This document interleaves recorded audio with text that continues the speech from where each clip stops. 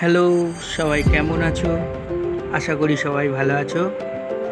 তো ফাইনালি অনেক দিন পর আজকে আবার কাজে গেলাম। আজকে একটা আশীর্বাদের কাজ ছিল কাটাপুকুরে।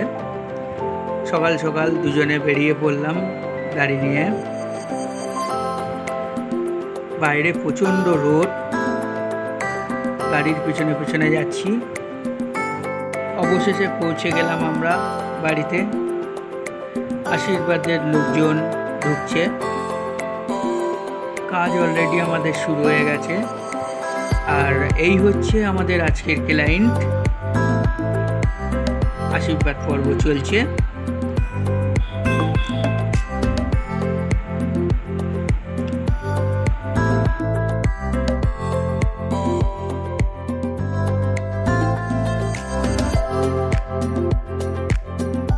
তো এদিকে সৌম্য ফটো তুলছে, একবার দেখি।